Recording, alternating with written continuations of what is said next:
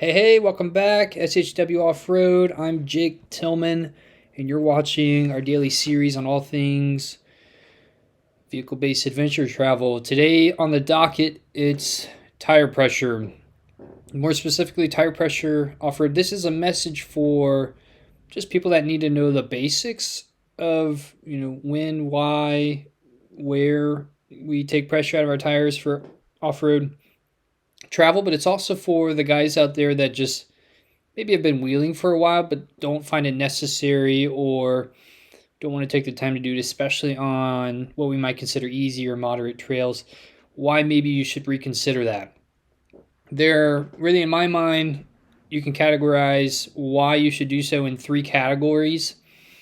You can extrapolate upon that a lot more, but I'm going to water it down to three categories to why you should lower tire pressure in almost every off-road situation, most off-road situations, even some county road gravel situations and stuff.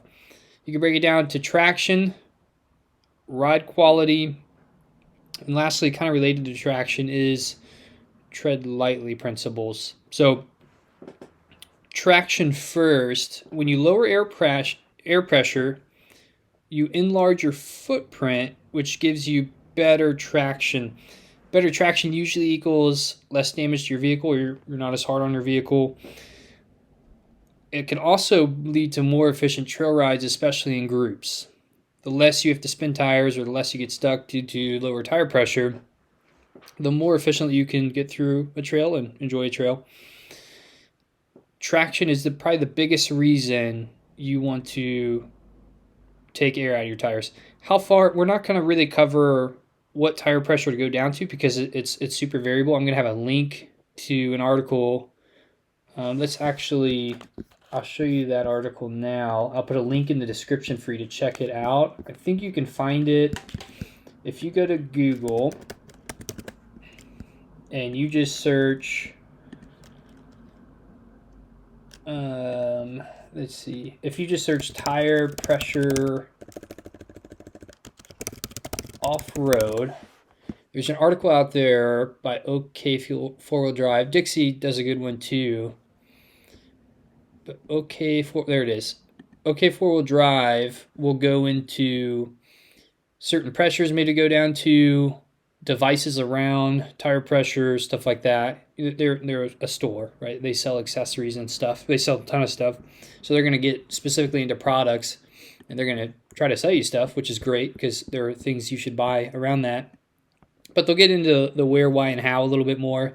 Dixie does some good stuff too. Kind of following what I'm talking about today. They've got a little blog post around it. So check those out if you want to learn more about it. Whether you're new to this or you're a guy that's been doing it a while and you need convincing on why you should do it in almost every off-road situation. So traction is a big one. Ride quality is huge. If you've never dropped pressure on a rough road before, even 10 psi from your typical road pressure, it's night and day. It's huge.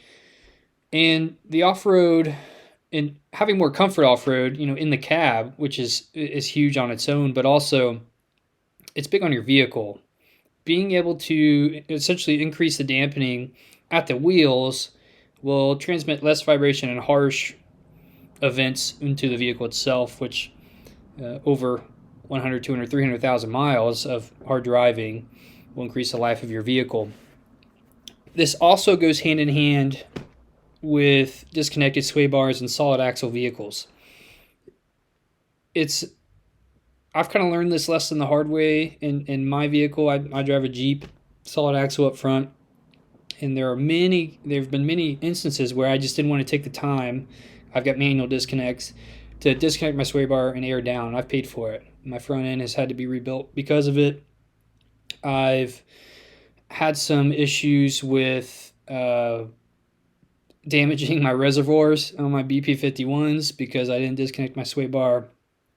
And I've had a very angry wife, that endured an hour-long, hard road in Colorado. So air down, disconnect, save yourself and your vehicle.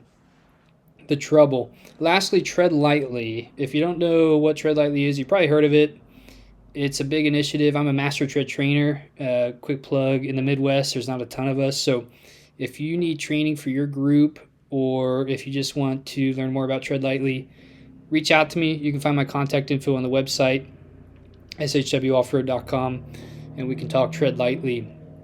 But tread lightly principles is, and the whole foundation is dedicated to stewardship, being able to recreate responsibly and keep trails open so that we can keep doing this. And believe it or not, tire pressure plays a part, right? So the more you spin your tires, the more erosion, the quicker you can degrade conditions on trails, and that can quickly lead to closures, especially when it's on trails or roads that really aren't meant for really hardcore off-road travel, right? So less erosion is good for everyone. It means more trail access, easier trails that are meant to be easy, and keep the hard stuff where the hard stuff belongs. So more traction, tread lightly, less erosion. It's good for everyone, keeps trails open. That's a big part of airing down as well. So there's some basic stuff on airing down. You can go way deeper into it. Talk to your club, if you've got a local club that you're involved with, more about when and where, or when you do a group ride, ask what other people are airing down to if you need to learn what air pressures to go down to. And the guys that have been doing this a while, I encourage you, air down almost anytime you hit dirt. And the rest of us will thank you. So thanks for watching. Tomorrow we're going to have another one. This one's cool. I'm going to dive into the best way to learn about off-road recovery. I'm not going to dive into the principles of off-road recovery.